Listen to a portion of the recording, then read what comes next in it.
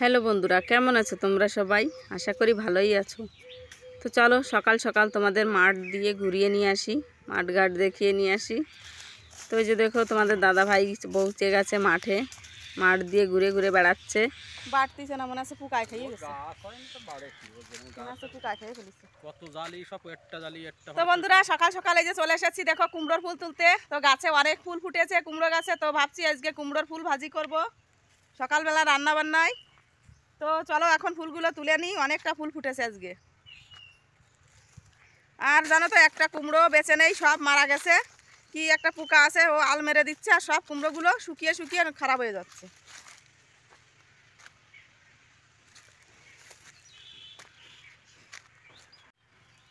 তো শুভ সকাল বন্ধুরা, কেমন আছো তোমরা সবাই? আশা করি ভালোই আছো, আর তোমাদের আশীর্বাদে ভালোবাসায় আর ভগবানের আশীর্বাদে আমরাও ভালো আছি। তো চলে এলাম নতুন দিনে নতুন আরেকটি ব্লগ নিয়ে। তো আশা করি তোমাদের সবারই ব্লগটি ভালো লাগবে। তো স্কিপ না করে শুরু থেকে শেষ পর্যন্ত দেখতে থাকো আর আমার সঙ্গে থাকো। আর যে সকল বন্ধুরা আমার চ্যানেলে ব্লগটি নতুন দেখছো, তো অবশ্যই অবশ্যই চ্যানেলটিকে সাবস্ক্রাইব করে নিও, বন্ধু হয়ে পাশে থেকো। তো এই দেখো কত সুন্দর দেখা যাচ্ছে, কুমড়োর ফুলগুলো ফুটে ফুটে রয়েছে, দেখতে পাচ্ছ? এই যে খুব সুন্দর লাগছে, বড় বড় ফুল ফুটেছে গাছে। তো চলো আগে একটা একটা করে ফুলগুলো আমি তুলে নিই। এই যে দেখো খুব সুন্দর দেখা যাচ্ছে, দেখতে পাচ্ছ? এই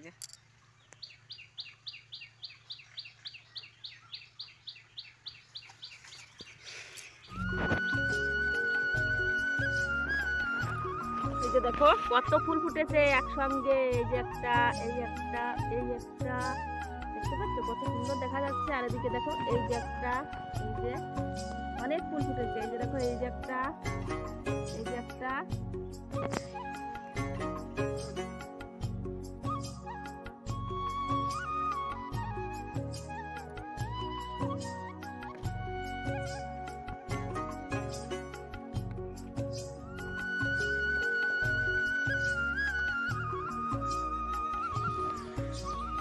তো আমি এখন একটা একটা করে সব ফুলগুলো তুলে নিচ্ছি। তো তোমাদের কার কার ভালো লাগে সকাল সকাল ফুল ভাজি আর হচ্ছে গরম ভাত, লঙ্কা ভাজি এগুলো খেতে?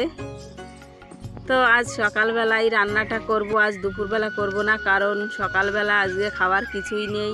তো তোমাদের দাদা ভাইও বাড়িতে রয়েছে, তো ভাবছি চলো ভাতটাই সকালবেলা রান্না করে ফেলি। তো সকাল সকাল যখন ভাত রান্না হয়ে যায় না, তখন মনে হয় যেন সারাদিনের কাজগুলো আমার হয়ে গেছে। তো আমি একটু যেন মানে শান্তি পাই। দুপুরবেলা রান্না থাকলে আমার দৌড়াদৌড়িটা বেশি পড়ে, কারণ ওই টাইমটা অনেক কাজ থাকে। ছেলেকে চান করানো, খাওয়ানো, ঘুম পাড়ানো, আবার রান্না বান্না, ঠাকুর পুজো করা, নিজে চান করা, তো অনেকটা চাপ হয়ে যায়। তো সেজন্য সকালবেলা রান্না হয়ে গেলে দুবেলা রান্না একসঙ্গে করে নিই, তখন আমার আর কোনো অসুবিধা হয় না, ভালো হয় জানো তো। তো আমি যেন একটু ফ্রি হয়ে যাই। তো এই যে দেখো এদিকে কুমড়োগুলো তোমাদের দাদাভাই ঢেকে ঢেকে রেখে দিয়েছে জাল দিয়ে, নেটের জাল, তবুও একটা কুমড়ো ভালো থাকছে না, সবই মারা যাচ্ছে। তো আমার সব ফুলগুলো তোলা হয়ে গেছে, এখন যাব বাড়ির দিকে। তো কি কি রান্না করব চলো তোমাদের দেখিয়ে দেব। তো তোমাদের দাদাভাই কালকে গেছিলো মাঠে কাজে, তো ওইখানে মানে অনেক লাউ চাষ হয়েছে। তো যে জমিতে কাজে গেছিলো, তো ওইখানে পাশে একটা জমিতে লাউ হয়েছে, তো তোমাদের দাদাভাইকে দিয়ে দিয়েছে একটা লাউ। তো এখন ভাবছি ওই লাউটা রান্না করব, মানে লাউ দিয়ে আর হচ্ছে নতুন আলু দিয়ে তরকারি করব। আর মা মাছ দিয়ে গেছে, লেটা মাছ আর হচ্ছে কলসে মাছ, বাবা নিয়ে এসেছিলো বাজার থেকে। তো এই যে দেখো সেই মাছগুলো, তো ভাবছি এই মাছ দিয়ে আর লাউ আর আলু দিয়ে একটা তরকারি করব আর ফুল ভাজি করব। তো এটা দিয়ে আমাদের দুবেলার খাওয়া হয়ে যাবে, সকালবেলা দুপুরবেলা। তো এখন আমি যে দেখো জিরে ফোড়ন দিয়েছি আর দিচ্ছি হচ্ছে আদা বাটা দিয়ে একটু ভালো করে ভেজে নিয়ে তারপর লাউটা ঢেলে দিয়ে ভালো করে কষিয়ে নেব, সঙ্গে দিয়ে দেবো হচ্ছে লঙ্কা বাটা। তো আমি এক সম্বরা দিয়েই তরকারিটা রান্না করছি। তো বন্ধুরা আজকে তোমাদের সঙ্গে একটা জিনিস শেয়ার করব। তো চলো আজকে না ভাবছি যে ঢেকিতে চাল গুঁড়ো করতে যাব, মানে পিঠা তৈরি করব। তো তোমাদের দাদাভাইরও যাওয়ার টাইম হয়ে যাচ্ছে, তো ভাবছি যে অনেক দিন থেকে মেয়েটাও বলছে যে মা চাল মানে পিঠা করে দাও, পিঠা করে দাও। ঠান্ডাও চলে গেল, শীত মানে ঠান্ডাটা পেরিয়ে গেছে, কিন্তু ওকে আর পিঠা বানানো মানে পিঠা বানিয়ে দেওয়া হয়নি। তো সেই জন্য ভাবলাম চলো তাহলে তোমাদের দাদা ভাইও চলে যাবে, তো বানিয়ে দিলে উনিও দুটো একটা খেয়ে যেতে পারবে, আর মেয়েটাও খাবে, সবারই খাওয়া হবে। তো ভাবছি যে আজকে পিঠা করব, তো তোমাদের সঙ্গে সেটা শেয়ার করব। তো এই যে দেখো আমার রান্না বান্নাটা হয়ে গেল। তো এখানে ফুল ভাজি হয়ে গেছে, মুচমুচে করে ফুল ভাজি করে নিয়েছি, লঙ্কা ভাজি করেছি, আর হচ্ছে সবজিটাও রান্না হয়ে গেছে। আর এদিকে তোমাদের দাদাভাই যে খেতে বসে গেছে, আর মেয়েও খাচ্ছে ভাত, দুজনে খাচ্ছে, দুজনকে ভাতটা বেড়ে দিয়েছি। আর ওদিকে মা এসেছে, তো মা এসে বাইরে বসে রয়েছে ছেলেকে কোলে করে নিয়ে, আর আমি দুজনকে খেতে দিচ্ছি বসে বসে। তো তোমাদের দাদা ভাই গেছিল বাজারে, তো বাজার থেকে চা মানে আলো চাল টাল এগুলো কিনে নিয়ে এসেছে। তো চলো খাওয়া দাওয়া করে নিই, তারপর তোমাদের সঙ্গে শেয়ার করব। তো ওই যে দেখো মা বসে রয়েছে ছেলেকে নিয়ে, আর আমিও মানে ভাতটা খেয়ে নিয়েছি, খেয়ে দিয়ে এখন এই যে দেখো জল গরম করে নিয়েছি, জামা কাপড় ধুতে যাব। তো এখন বাজে হচ্ছে সকাল 10:30 বেজে গেছে। তো খাওয়া দাওয়া সেরে রান্নাঘরটাও পরিষ্কার পরিচ্ছন্ন করে নিয়েছি, তারপরে যে দেখো চলে এলাম জামা কাপড়গুলো ধুতে। তো তোমাদের দাদাভাইরও যাওয়ার টাইম হয়ে যাচ্ছে, তো বলছে জামা কাপড়গুলো কেচে ধুয়ে দাও, ব্যাগে ভরতে হবে। তো সেজন্য ভাবলাম চলো তাহলে জামা কাপড়গুলো একটু ধুয়ে দিই। তো হালকা একটু গরম জল করে নিয়েছি। তো একটু গরম জল দিলে না, যদি মানে সাপের পরিমাণটা একটু কমও হয়, তাহলে জামা কাপড়গুলো ভালো পরিষ্কার হয়।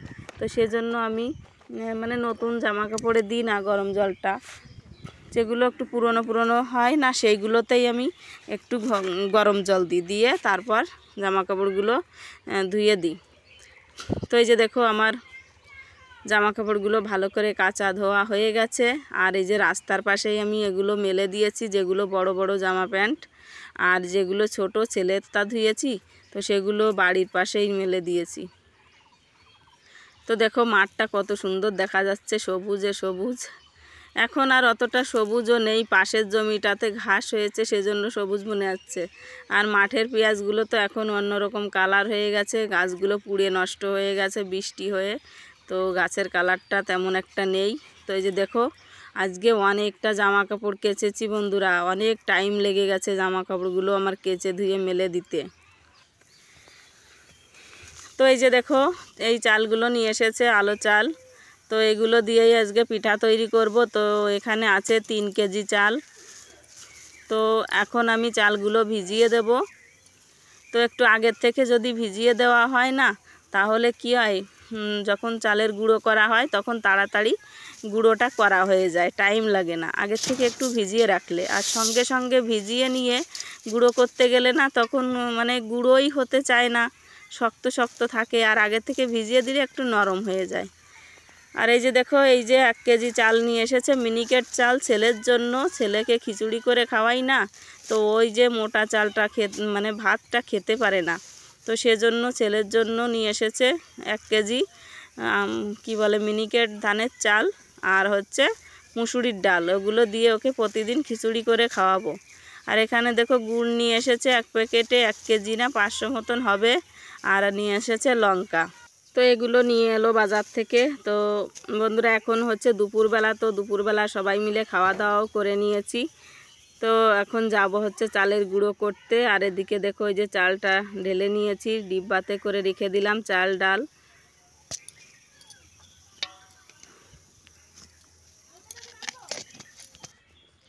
তো বন্ধুরা এখন যাচ্ছি চালের গুঁড়ো করতে ঢেকি ঘরে। তো আজ একটা কথা বারবার করে মনে পড়ছে, কারো কি কথা জানো তো, সেই 1 বছর আগে যখন আমি ভিডিও বানাতাম, তখন একটা বোন আমাকে বারবার করে কমেন্ট করতো যে দিদি ভাই চালের গুঁড়ো ঢেকিতে চালের গুঁড়ো করে দেখাও, চালের গুঁড়ো করে দেখাও। কিন্তু মানে কিছু কারণের জন্য আমি আর সেই মানে ওনাকে চালের গুঁড়ো করে দেখাতে পারিনি। তো আজ যাচ্ছি ঢেকিতে চালের গুঁড়ো করতে, তো সেজন্য বারবার মনে পড়ছে। তা তুমি যদি আমার ভিডিওটা দেখে থাকো বোন, তাহলে আজ দেখে নিও সেই ভিডিও, চালের গুঁড়ো করতে যাচ্ছি। তো চালের গুঁড়ো করে এনে তারপর পিঠা তৈরি করব, কি কি পিঠা বানাবো সেগুলো তোমাদের সঙ্গে শেয়ার করব। তো তোমাদের দাদাভাই চলে যাবে, সেই কারণে ভাবছি মেয়েও অনেক দিন থেকে বলছে মা পিঠা তৈরি করে দাও, পিঠা তৈরি করে দাও, সেই ঠান্ডার থেকে বলছে, মানে পৌষ মাস থেকে। তো পিঠা আর বানিয়ে দিতে পারিনি অনেক সমস্যার কারণে। তো ভাবছি তোমাদের দাদাভাই চলে যাবে আর তারপর পিঠা বানিয়ে দেব মেয়েকে, তো ভালো লাগবে না খেতেও। তো ভাবছি যে এখন যদি বানাই তাহলে তোমাদের দাদাভাইও খেয়ে যেতে পারবে দুটো একটা। তো সেই কারণে আজ যাচ্ছি চালের গুঁড়ো করতে। তো তোমাদের দাদাভাইরও যাওয়ার টাইম হয়ে যাচ্ছে, তো ভাবলাম চলো আজকেই চালের গুঁড়োটা করে নিয়ে আসি, পিঠা বানাবো। তো চলো তোমরা দেখতে থাকো কি কি পিঠা বানাই, অবশ্যই তোমাদের সঙ্গে শেয়ার করব। আগে চালের গুঁড়োটা করে নিয়ে আসি ঢেকি ঘরে গিয়ে। তো চালটা আমি 10 মিনিট আগে ভিজিয়ে রেখেছিলাম, তো ভালো করে ধুয়ে ভিজিয়ে রেখেছি, এখন নিয়ে যাব ঢেকি ঘরে। তো চলো। তো এই যে দেখো চালটা কত সুন্দর মানে নরম হয়ে এসেছে, জানো তো 10 মিনিট মানে অনেকটা সময়, ভিজিয়ে রাখলে খুব ভালোই হয়। তো এখন আমরা চলে এসেছি ঢেকি ঘরে। তো এই যে দেখো মা হচ্ছে ঢেকি পাড়াচ্ছে, আর আমি চালটা এই যে দেখো চেলে নিচ্ছি, গুঁড়ো চেলে নিচ্ছি। তো মাকে বলছিলাম তুমি বসে বসে চালের গুঁড়োটা তুমি চেকে নাও, কিন্তু মা একদমই শুনতে চাইছে না, মায়ের হচ্ছে হাতে ব্যথা। তো সেই জন্য মা বলছে না আমি পারবো না, আমার হাতে ব্যথা, আমি তাহলে রাতের মধ্যে ঘুমোতেই পারবো না আমি যদি এখন এই চালের গুঁড়ো চালি। তো সেই জন্য আমি বসে বসে চালছি, আর ওদিকে মা ঢেকি পাড়াচ্ছে। কিন্তু মা একা ঢেকিটা পাড়ায়নি, জানো তো, আমিও মাঝে মধ্যে ঢেকিটা আমিও মানে করেছি, ঢেকি ফাড়িয়েছি, আর হচ্ছে মাঝে মধ্যে চালের গুঁড়ো চেলেও দিয়েছি। তো মা শুনছিল না, তো কি করব, মাকে দিয়েই ঢেকিটা পাড়াতে হলো। আমি চাইছিলাম না যে মা ঢেকি পাড়াক, কারণ মায়েরও তো শরীরটা ভালো থাকে না, সব সময় অসুস্থ থাকে, সেই কারণে মাকে বারবার করে বললাম, তো কিছুতেই শুনলো না, হাতে ব্যথা বলছে। তো আমিও অনেকটা সময় ঢেকিটা পাড়িয়েছিলাম, মেয়েও ঢেকি পাড়িয়েছিল, মেয়ে বলছে দাও আমিও একটু করি। তো ও অনেক সময় করেছিল, জানো তো। আর দুটো শর্ট ভিডিও বানিয়েছিলাম বন্ধুরা, জানি না তোমরা দেখতে পেয়েছো কি না। ব্লগটা তো আমি পরের দিন দিচ্ছি, কিন্তু শর্ট ভিডিওটা আমি সঙ্গে সঙ্গেই আপলোড দিয়ে দিয়েছিলাম। তো বন্ধুরা ভালো করে দেখাতেও পারলাম না তোমাদেরকে, কারণ জানো তো রাত হয়ে গেছে ঢেকি ঘরেই। তো এখান থেকে আবার গিয়েছিলাম ভিডিও আপলোড দিতে, সরাসরি ঢেকি ঘর থেকে ভিডিও আপলোড দিয়ে তারপর এই যে দেখো রান্নাঘরে চলে এসেছি পিঠা তৈরি করার জন্য। তো 7টার সময় গেছিলাম ভিডিও আপলোড দিতে, ভিডিও আপলোড দিয়ে এসে তবে এই যে দেখো রান্নাঘরে পৌঁছে গেছি। তো এখন ভাত বসিয়ে দিয়েছি, আলু সেদ্ধ ভাত, আর এদিকে পিঠা বানানোর বেটারটা তৈরি করে নেব। তো চলো তোমাদের সঙ্গে শেয়ার করব আমি কিভাবে ভাজা পিঠা তৈরি করি, তেলে ভাজা পিঠা। তো আজকে ভাবছি শুধু তেলে ভাজা পিঠাটাই করব। তো এই যে দেখো প্রথমে দুধ দিয়ে দিয়েছি, গরুর দুধ, আর তারপরে দিয়ে দিয়েছি চিনি। তো সব কিছু দিয়ে ভালো করে একটা বেটার তৈরি করে নেব। তো এখানে দিয়ে দিচ্ছি পরিমাণ মতো লবণ, আর এটা হচ্ছে ময়দা। তো একটু মানে ময়দা দিলে না চালের গুঁড়োর ভিতর, তাহলে পিঠাটা বেশ নরম নরম হয়, খেতে বেশ ভালোই লাগে। তো ময়দাটা দিতে হয় অল্প করে, আর চালের গুঁড়োর পরিমাণটা দিতে হয় বেশি করে। তো আমি সব কিছু পরিমাণ মতো দিয়ে যে দেখো ভালো করে একটা বেটার তৈরি করে নিচ্ছি, ভাজা পিঠা করব। তো আজকে সব রকম পিঠা করব না, শুধু ভাবছি ভাজা পিঠাটাই করব, তেলে ভাজা পিঠা।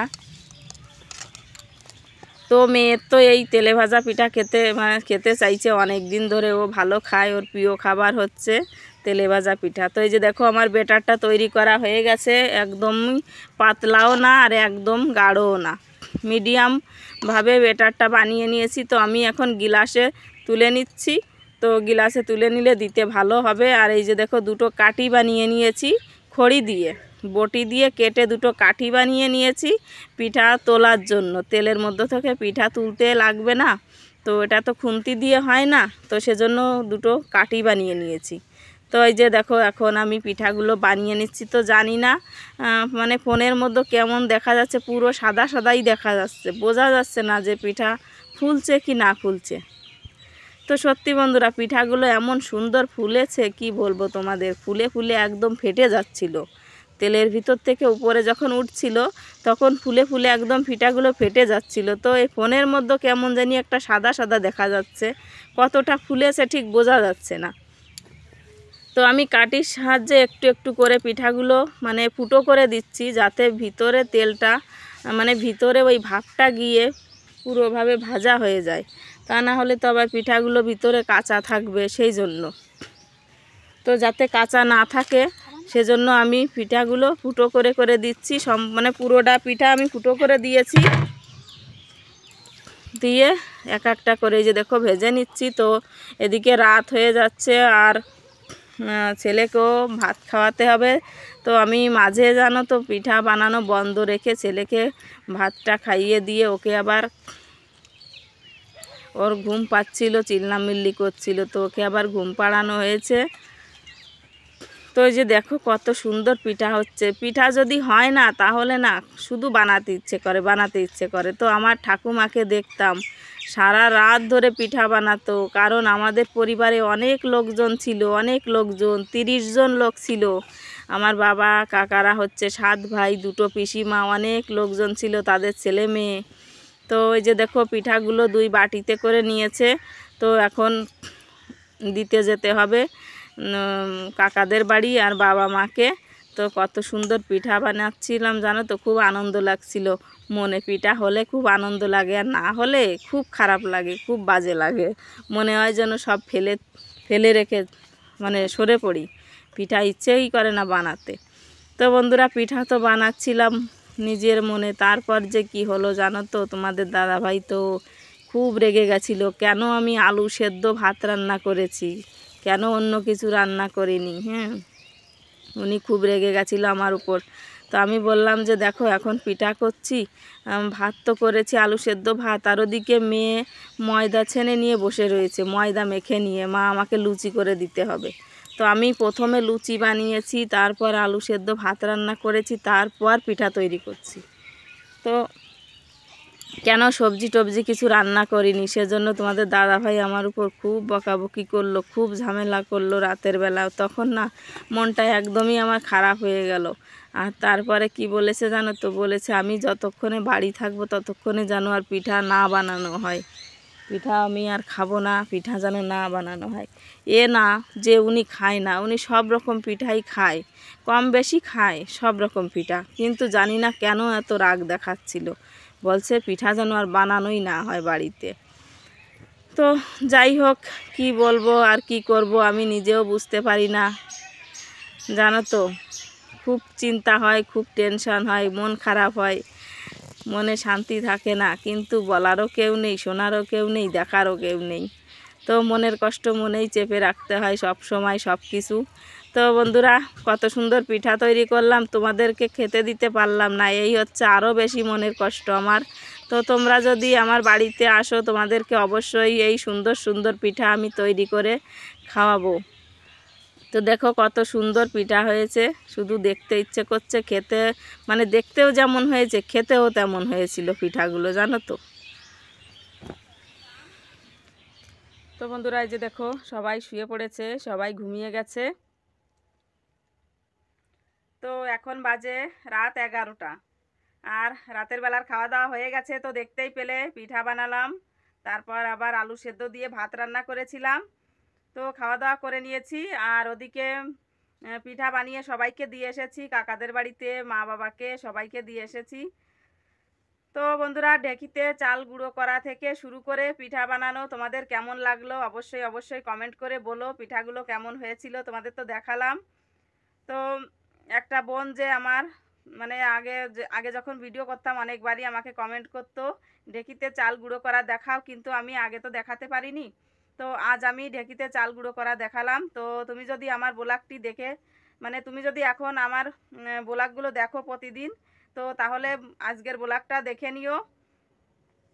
আজকে ঢেঁকিতে যে চাল গুঁড়ো করলাম, তো সেজন্যই বলছি যে আজকে অবশ্যই আমার ব্লগটি দেখে নিও তুমি, হয়তো তোমার ভালো লাগবে। তো জানি না আমি এখন তুমি আমার ব্লগগুলো দেখো কি না দেখো, কারণ অনেক দিন হয়ে গেছে তো কোনো কমেন্টও আসে না, সেজন্য বুঝতে পারি না যে কে কে আমার ব্লগগুলো দেখে আর কে না দেখে।